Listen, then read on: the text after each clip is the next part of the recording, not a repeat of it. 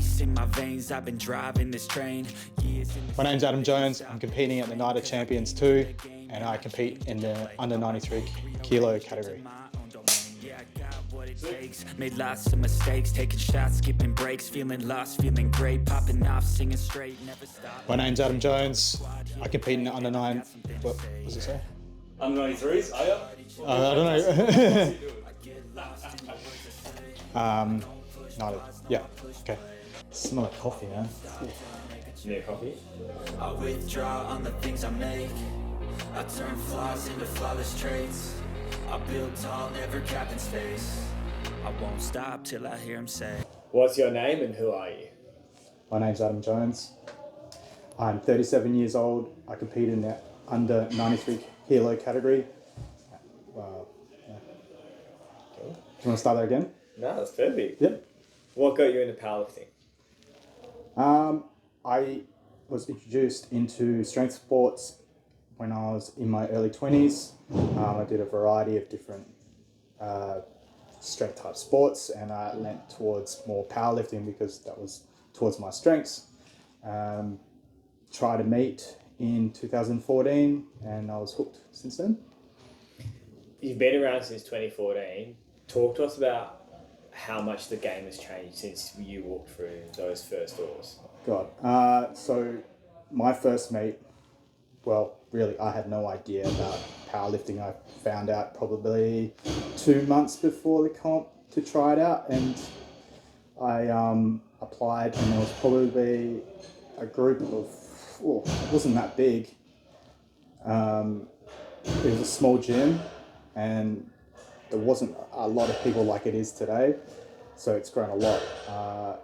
It was a lot more, I don't know, not so popular.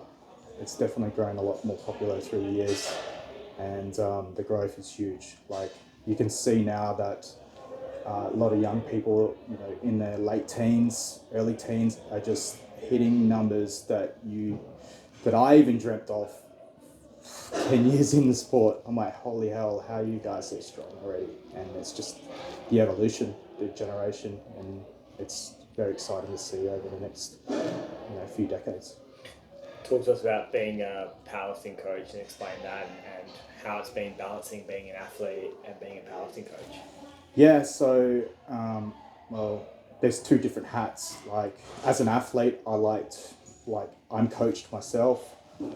I like to be the athlete and try not to put my coaching hat on too much when I'm an athlete, and have more of a external perspective on my training, rather than if I was coaching myself, I'd be highly biased towards picking movements in, protocol strategies like that for me, and probably would get pretty stale towards the end. So it's always good to have that external output. Also, to have someone to pull me back a little bit. I can be, I can be gung-ho at times. I like to push hard, so I could probably push a little too hard. So it's good to have someone rein me in a little bit.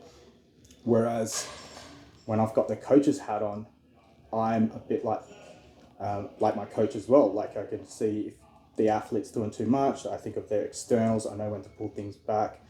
I have that life experience as well with the younger athletes. Like, I'm probably almost double their age. I've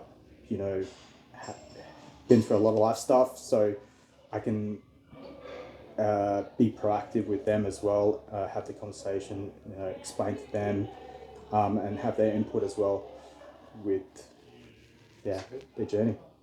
Talk to us about your life situation. You've got 2 young boys. Yeah. Talk to us, give us the dates. Dates, okay, yeah. So I'm married. I've been with my wife now since we're 21, so I'm 37 now. So over 15 years. We've been married 6 years, I think. We've got 2 young boys, 2 and 4. I am the primary carer of the boys. So not only I'm an athlete, I coach, I also look after two young fellas, and it's a lot of juggling, a lot of hats, but I love it. I wouldn't change a thing. I'm very grateful that a lot of dads out there don't get to spend as much time with their kids, and I get to spend heaps of time with my kids. So I'm very grateful for that, and yeah, it's a really good opportunity. Yeah. What's it like trying to balance now being a dad? You know, you're 37, so you're probably closer now to being a master than you were to being a junior. Yeah. What's changed over this long career you've had in powerlifting? How have you adapted to these new situations you've come into? Well, before having kids, I was able to take a lot of work in the gym. I could train very hard, do a lot of volume, had a lot more time on my hands. So I was able to, push harder.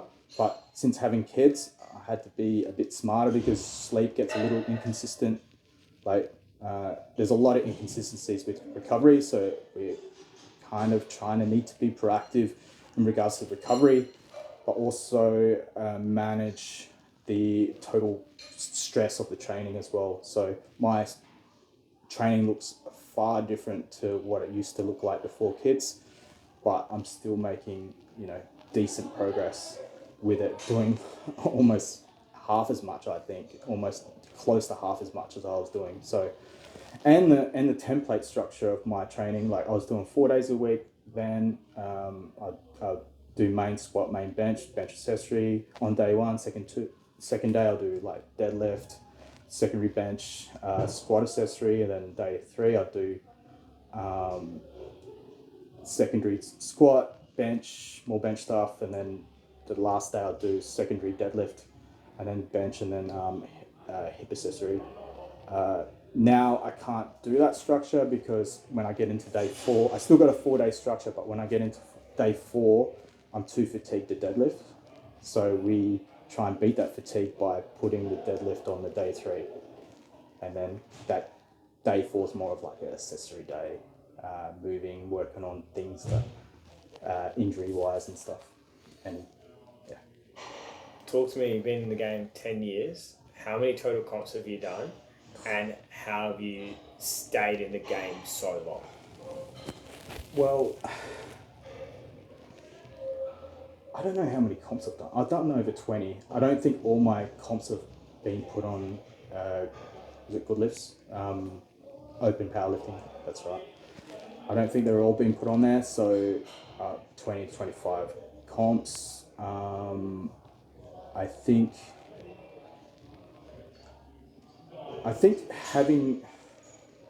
I've been with my coach now for like 6 years now, and we've had a period where we've pushed too hard during a time where I shouldn't have been pushing too hard, and that's when having my firstborn, and I was getting like 3 to 4 hours sleep a night, but still pushing hard, and I wanted to break the deadlift record at the time.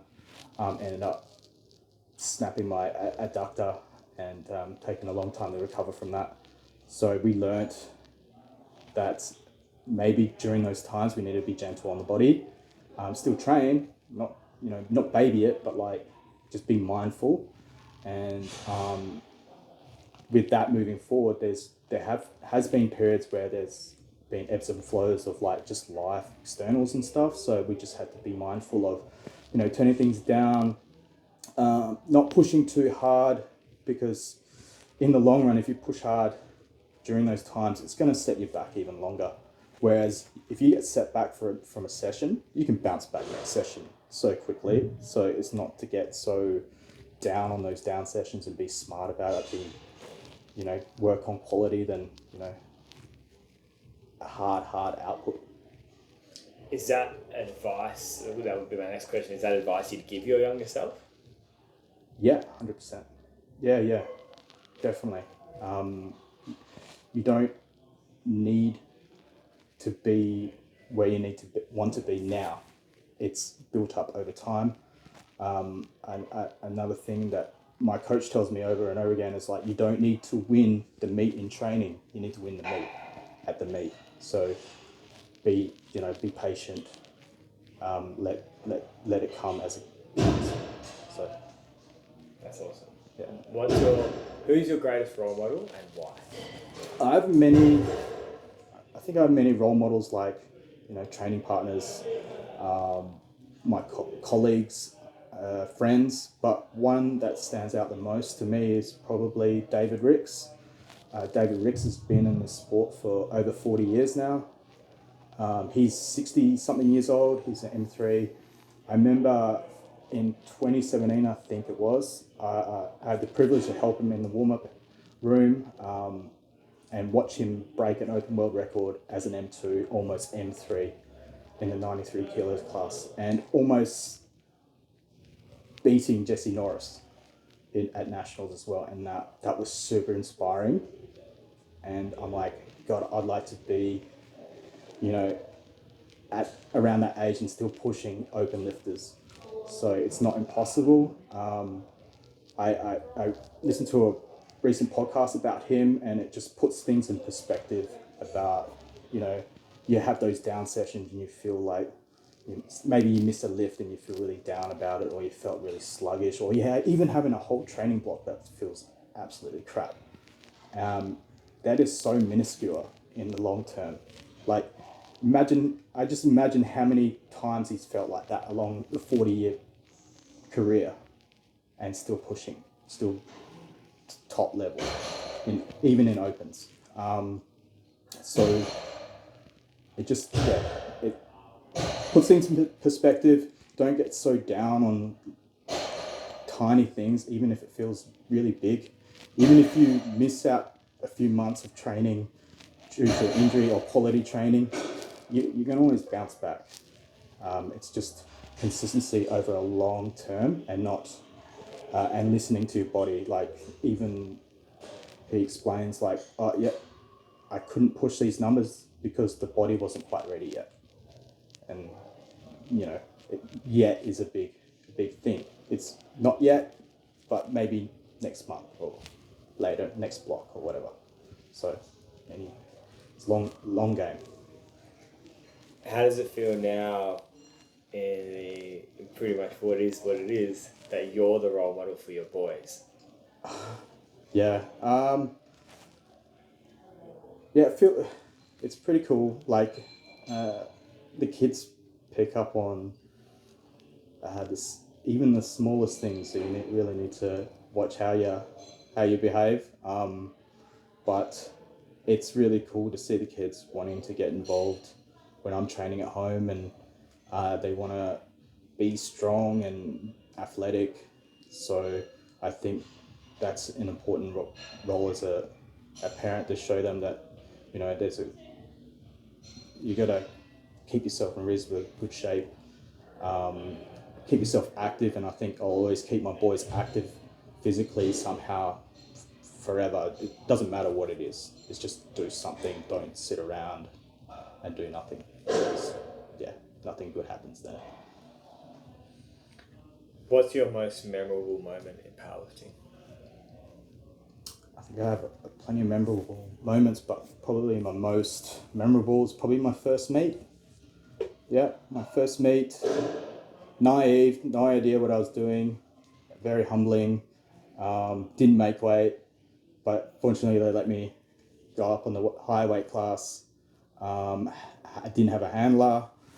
I didn't know the attempts. I don't know the commands, all that stuff. Luckily, most of us in WA know Nathan Baxter. He took me under his wing, and he handled me for the day. And like, powerlifting back then, because it seemed to be a little bit more underground, like, sounds intimidating, like beards, tattoos.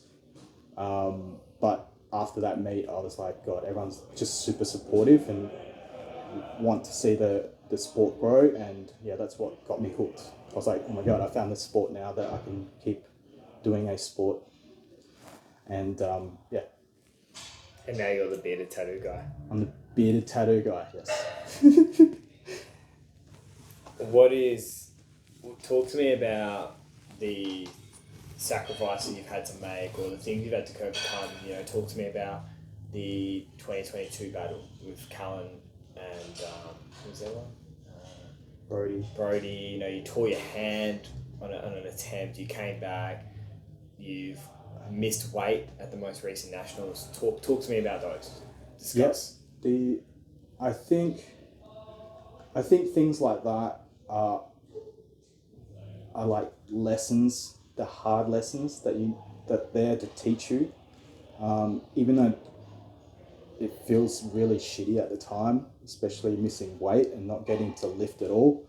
I think that's like a smack that I needed to get or just to think about where I'm at, where do I want to be, and I either need to get my weight in check and stay as a 93, or just be whatever, like 105 and just be light. But I thought I need to be a bit healthier, so I recomped back to where I am now. I'm still under the weight, so I see that coming out of things like that is you're going to come out it better. So yeah, I think adversity just helps you smack back in, lock in a bit better. Like even when I tore my hand, I probably wasn't as locked in for that second attempt. Like I thought, okay, I'll just get this on the board, get in front, and then do whatever. Whereas like you need to pull this to get a decent lead. And yeah, so that coming in that third attempt, I just put everything I had into it. Went, fuck the hand. So you think the sport's giving you highs like that, right? You've come back on a third. Talk to me about how you as an athlete, you've gone from having those highs and your mindset going to those highs, and then your mindset how did you feel when you hadn't made weight? Talk to me more about that. Okay, the highs. Well, I think with the highs, you put so much work and sacrifice into competing. Like, it's not just, you show up on a weekend and do what you can. It's built over months and months and months, years even. Like, yeah, you might think of the prep into that nationals, but you've got, like, I had 10 years behind that as well. So it's all built up. Like, I remember my first nationals and I'm like, I think I came fourth. I'm like, man, I want to win a nationals one year. And I think it's all built up all through those years to get into that. I forgot. I lost train of thought. Okay. Talk to me. Let's go into your battle. Okay. Alright, so like you've had a few battles. Yeah. Talk to me. I know the last time you and Callan went properly head to head at nationals. Yeah. You hit your last deadlift. You walked out into the crowd and you were cheering him on. Yeah. Talk to me about this rivalry you have with Callan. Talk to me about the history. Yeah, I think. Callan's been in the game for just as long as I have, as well, and I've seen him at many meets and seen him grow as an athlete as well, and I have a lot of respect there for him, and well, to all the competitors I have, I respect them all. And when it came to that third deadlift for him as well, I was like, let the best man win, let the best man win on the day, let them, have all the glory. So I cheered him on, and, I wanted to pull it. Like, I'm like, if it's meant to happen, it's meant to happen. So, yeah. How does it feel now going to another battle on your home turf for the first time? Yeah, it's pretty cool. It's been a long time having a big meet at home as well. So, yeah, bring it on. How does it feel to be amongst Night of Champions, which I think would be very different to previous meets? What does that feel like? Yeah, I think having the mixed weight classes and the formula, I think that's unique. It is a different strategy as well. You just got to be mindful of not total, but overall points. So I think, yeah, good luck to the handler or the game day coach. So. What's your thoughts now? This is kind of a KPI, the first step on the road to possible Germany. Yeah. How are you feeling coming into this one? How are you feeling then going on to Nats and you got big boys to Kua, you got Belgrove coming up. Where's your mindset now with that? Yeah, I need to step it up. I think the ceiling's still high, and I think I've got a lot to show that I can do. I think, haven't even touched, not even close. I think I've got a lot to put together, and I need to put in the work. Obviously, I've got to be smart about it. There's going to be, a lot of sacrifices as well. I even have my 20-year high school reunion coming up, and I'm not going to drink or anything. I'm just going to go and, see people, but just get my sleep and everything locked in. I think if I want to be as competitive as I want to be, I need to really work hard for it, especially me becoming almost a masters lifter now. So, yeah. What makes you a champion? Next. Give me something.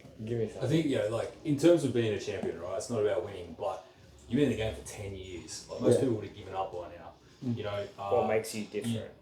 The disappointment, you miss weight, nationals. Instead of throwing in the towel and you're like, I need to fucking step up my game. Like, that's a champion mindset, right? Like, what gets you to that point, Yeah, I think, having the tenacity to just keep pushing, and not dwell on the downs and learn from them, and find opportunities to become better. Like, it's not going to be perfect. It's probably never going to be perfect, but never let that get in the way of being good enough to push forward. So you'll still see me here in a few decades' time, and and healthy, and that's still pushing the young boys. Still showing who's on top. Sweet. Yeah. Anything else you want to ask? No, that's pretty good. Pretty good. All right. Cool. Sick. Perfect, man. Nailed it.